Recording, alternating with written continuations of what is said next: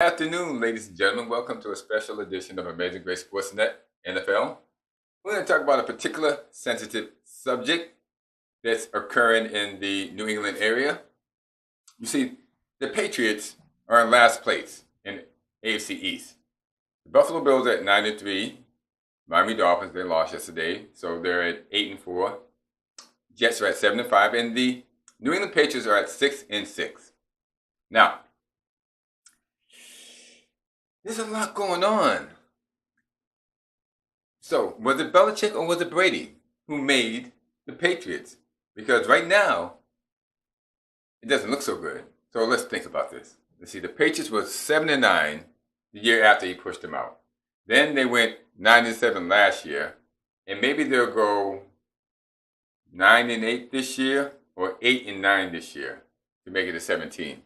But it doesn't look like there's any playoffs in this season's future. And the team has shown no energy, no consistency, no urgency, and worst of all, no identity. Now, Colin Cowherd hit the airwaves Thursday night, the same night the Patriots were slapped around by the Buffalo Bills to say the Patriots are dead in the water. And he did it in a celebratory mood with a glass of wine in his hand. The only thing missing was a cachet of munchkins singing Ding Dong, the Witch is Dead. Rich Eisen has asked over the weekend, Friday and over the weekend, what is wrong with the Patriots, and has had guests on his show that have placed the blame squarely at the feet of Bill Belichick. Sports talk radio in New England over the weekend is now posing the question, and rightly so. Is it time for Bill Belichick to resign, step down, or get fired? The answer to those three questions are yes, yes, yes, and still yes, for so many more reasons than those three. This 6-6 team is nobody's fault but Bill Belichick's. To be honest, Bill Belichick has been screwing up for years. And the reason why you didn't know or it didn't matter was because Tom Brady was there to bail him out and the team would win. Now, those of us who lived in the New England area during these years, we had an inkling all this was going on. We knew. There was actually reporters then that were not in the pocket that could actually report about this and would say this, and the other was happening. For instance, after the first three Super Bowl wins, when Super Bowl MVP Deion Branch asked for a new contract, Bill Belichick traded him and brought in Russ Welker. In Bill's mind, players are interchangeable and are, at best, products of he and his system. He thinks that he is the one who made them good. He gleefully ignores they were talents in high school and in college long before they ever met him. How well did that work out? Well, the Patriots never won a Super Bowl with Russ Welker because he was not Deion Branch. It was a big myth and a big whip by Bill that no one in the media now, but me, still holds him accountable for. Because Bill will go after them. That's right. Bill will go after you in the media, in the newspapers. He has back channels of how to go after reporters. And if you're a fan, if you dare say something contrary about the Patriots in either the Globe or the Herald, he has people that will rebut you. Yeah, they scan the newspapers so that they can write back and tell you how wrong you are for saying any of the things that you're saying when the Patriots are doing very badly. But every Patriots fan knows that whiff cost the team even more Lombardi trophies, that Deion Branch thing. It would be 10 years or maybe 10 years at least before they hoisted another one. You see, Bill Belichick did a lot of screwed up things for no other reason than he could. It wasn't that Deion Branch was asking for an exorbitant sum. He just didn't want to pay him. Now, the Malcolm Butler incident jumps out to everyone. But there were a lot more. But Bill could get away with it because he had Tom Brady.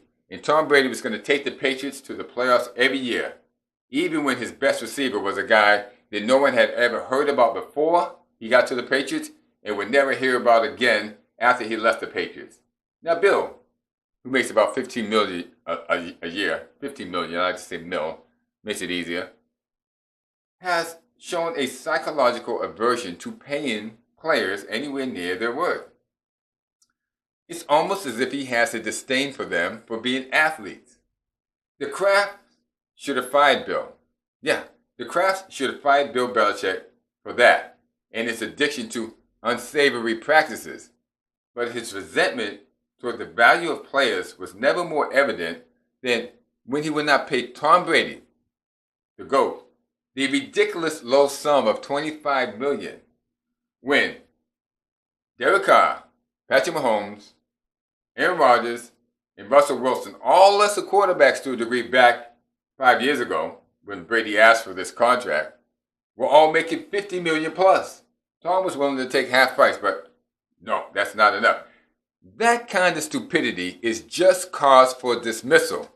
When someone displays such a large amount of undeserved antipathy in something towards something, this simple, such as paying a player half of what everyone else is getting paid, it's only going to get worse later on.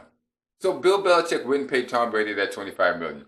But the year after Brady was gone and the team went 7-9, Belichick went out and committed $300 million in free agency.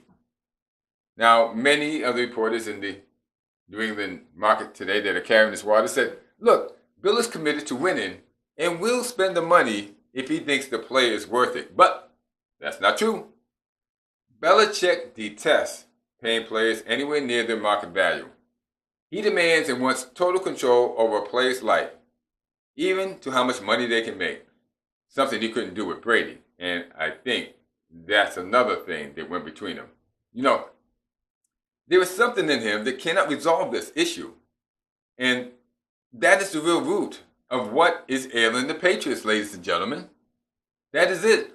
You know, this has been an ongoing problem with Belichick since the 1990s when he refused to pay the Super Bowl MVP Deion Branch, then Richard Seymour, Ty Law, Ted Johnson, Logan Mankins, Randy Moss, Stephen Neal, Asante Samuels, Mike Vrabel, and the list goes on and on and on and on. He just doesn't do this, haphazardly. It starts right from the draft. For instance, let me give you an example. Quarterbacks Trevor Lawrence and Zach Wilson are both making about $9 million a year. And Mac Jones, who was a quarterback drafted just 8 picks later after Zach Wilson, but still in the first round, is paid only $2 million a year. Two. That's a heck of a drop-off. Now, why isn't he paid more? Because Bill Belichick doesn't want to pay him more.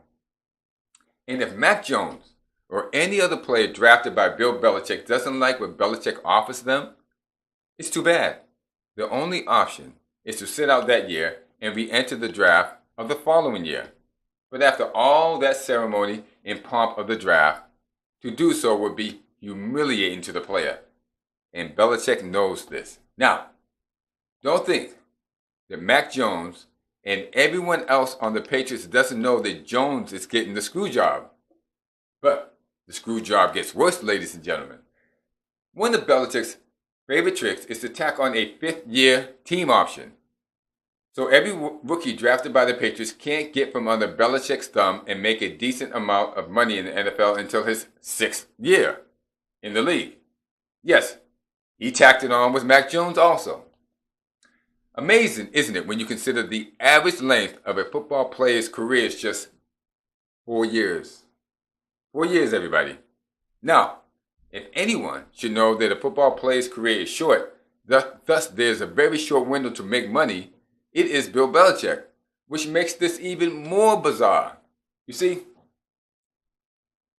Bill Belichick has taken all this into consideration. In other words, he is purposely behaving in this fashion, nickeling, diming, and hamstringing his football players financially at every opportunity. It is known that no other team in the NFL treats their players this way. Now, I should point out that no NFL team is losing money. Quite the opposite. Every NFL team is making money hand over fist. It is obvious that they are. They're at least making $500 million a year, all of them. And it's obvious that with the $300 million that Bill Belichick committed via free agency that Robert Kraft is not directing Belichick to nickel and dime the players. This is something that Bill Belichick is doing on his own. So it bears reasoning that this is something that he likes to do, something he relishes. Give you an example. Last week it came out that Matthew Judon, who was part of that $300 million free agency, who is having his best year ever and is the best player on the team, had to restructure his contract. And I said had to because no football player called up management and says, hey, listen, I want to make less than what you originally promised me. I want you to restructure my contract. It turns out this also happened to Jonathan Smith, and it probably has happened to other players that have been signed with that $300 million that he committed, that everyone said that when he thinks the play is worth it, he will commit the money. He'll go back and restructure the contract a year afterwards, 2 years afterwards. Yeah. Well, we are told this money is to free up money for whom? For what? Free up money for what? Did Bill go over budget? If he did, how? I mean, does he not know what he is doing after all these years? No, sports fans. Bill Belichick knows exactly what he is doing. He is putting his thumb down on his best player and the best player on the team, making him knuckle under to show everyone else on the team he'll do the same to them. And he's doing it when there's no reason to. In the middle of the season, fighting for a playoff spot, he is still obsessed with bringing the player in the heel and not paying him, not even what he promised him. Even when the player is, in Judon's case, surpassing expectations. Now, if Judon did not restructure his contract when Belichick asked him to, Belichick would have looked for ways to stick it to him however he could before shipping him off in a trade to somewhere. Ask Malcolm Butler, Stephon Gilmore, Sony Michel, Asante Samuels, or any of the dozens of other maltreated Patriots when there was no reason to do so. Why is Belichick obsessed with this? Because Belichick does not value the athlete. He thinks of them as dumb and interchangeable. The greatest quarterback that ever lived tried to make it work for 2 decades. And what did he get for his efforts? He got shoved out the door for Cam Newton. Cam Newton. Do you know how much Cam Newton made in New England that year? Bill Belichick gave him $5 million. That was it. I mean, it's a lot to me right now. Taking care of a lot of things. But anyway, that's just $5 million. This guy was proven started about it. But Cam took it because he looked at it as an opportunity to play a comeback platform. Okay, if you will. Newton did everything Bill asked of him. Did everything. And gave 100%. Now, Cam had his reasons. Belichick's reasons was that he didn't want to pay Cam any money, per se, for being the starting quarterback. And that he could win with anybody. But when that blew up in his face, when the team was 7-9, he disengaged himself from Newton with the quickness and pushed an unprepared, underpaid rookie into the starting position, paying him even less. Now, the team actually made the playoffs, but it was demolished in the first round of the playoffs. And Jones was beat up and beat down by the end of the season and hasn't been the same since. Looking at everything that I said, go over it. It happened. Now, the Kraft family, they know this has happened. And they should want to disengage themselves from Bill Belichick and this disingenuous behavior on all fronts. Clear their name, so to speak. It can only help. It was barely palatable when the team was winning. And it is disgustingly disgraceful as they are losing. But back to the question. Was it Brady or was it Belichick? Let's see. Tom Brady was a winner at Michigan. That's right. He was a winner with Bill Belichick and the New England Patriots, and a winner with the Tampa Bay Buccaneers.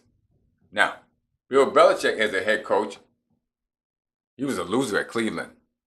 And he was a loser in New England until Drew Bledsoe, the man he had hitched this wagon to, got hurt, forcing him to insert Tom Brady. And the rest is history. Now that Brady is gone, Belichick is losing once again. To summarize it, with Brady, Belichick was considered a genius. Without Brady, he has lost more games than he has won.